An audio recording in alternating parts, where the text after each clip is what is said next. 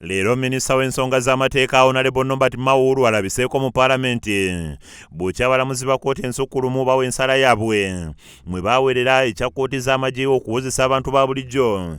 President Museveni kye yawakanya ng'agamba nti bano si be basalawo ekyenkomeredde kuba baliwo okutaputa amateeka. Honorable Mao abadde annyonnyola lwaki gavumenti n'okutuusa kati tennassa mu nkola nsala ya kkooti ensukkulumu gye yawa wiiki ewedde ng'ensala eno agigeraageranyiza ku mupiira n'ategeeza nti denga wabeerawo awuuba ekiwero ku kisaawe wabula wabeerawo ne leefa lyawo ekyenkomeredde ng'ono yalina okusalawo oba awuuba ekiwero byawuubye bituufu. What the Supreme Court did is what linesmen do in a game of soccer.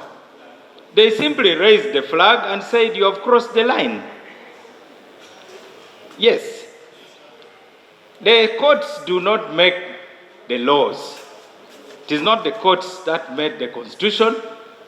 Neither is it the courts that enacted the UPDF Act. Kino kitabudde ababaka ne bamwambalira nga bamujjukiza nti yali baddeyo okubalatira mu nsonga eno kubanga kimanyi bulungi nti eddembe ly'abasibe bangi lirinnyirirwa ng'ate naye yali asibiddwako mu ngeri etali nnambulukufu nga tannafuuka minisita.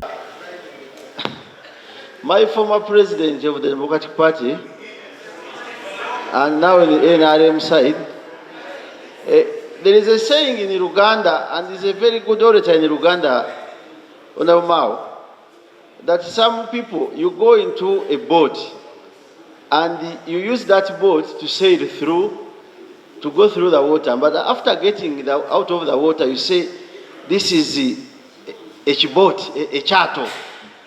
Omubaka wa munisipali y'Ekira Honorable Ibrahim Ssemujjunganda ategeeza Paalamenti nti yabadde talina kyasuubira kuva wa minisita Mao kubanga ne ssaabawolereza wa gavumenti yali mu kkooti obutereevu ebintu byamulemye okunnyonnyola Paalamenti ng'amusabye ajjukire ennaku gye yalabira mu kkomera eruzira olwo abule gavumenti ekole ekituufu. Honorable Mao made it very clear that he was just talking, and I don't want to fault him. I was in Ruzira in 2011 in B2. I slept on the mattress that the Honorable Mao left there. And actually, my first meal is what he left before he was taken to Nakasongola. Honorable Mao is a victim. What the speaker did yesterday was to shift the responsibility to a person who has washed his hands clean that I am not responsible. That's why, Mr. Speaker, because I had to go by your guidance, the Attorney General who went to court was here. I don't know, but your guidance took us to the wrong address.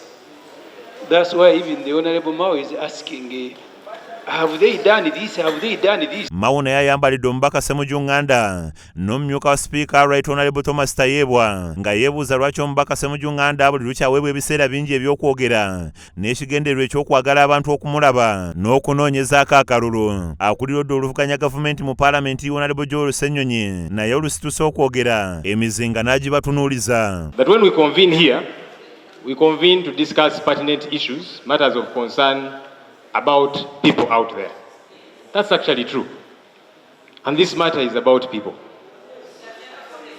This matter about Dr. Kizza Besigye, about NUP supporters, about Karamajongs, who are represented by the Honorable Nakut Faith, who have been held for donkey's years by the General Court Martial. I think that those people matter. Minisita Mao oluvannyuma essasa lyekubye mu kigere bw'ategeezezza nti oluvannyuma lw'ensala ya kkooti ensukkulumu buli kitongole ekikwatibwako kirina okussa mu nkola ebyasaliddwawo. Kyokka asaba ababaka wamu ne bannamateeka ba Dr. Kizza Besigye ne munne Ajobed Lutale okukola ebyo ebyabasabiddwa kkooti ensukkulumu emisango gyabwe gitwalibwe mu kkooti entuufu. Terms of even percentage, the people who are even tried in the court martial have become prominent because of the case of Dr. Besigye. Now, Mr. Speaker, it is erroneous for anybody to think that what the Supreme Court said was a release order. The court does not say, I have freed, because the case hasn't been heard. They are only saying, bring it before the proper court. Frank Chiddu yakusakidde emboozi eno ku Case TV Agalero.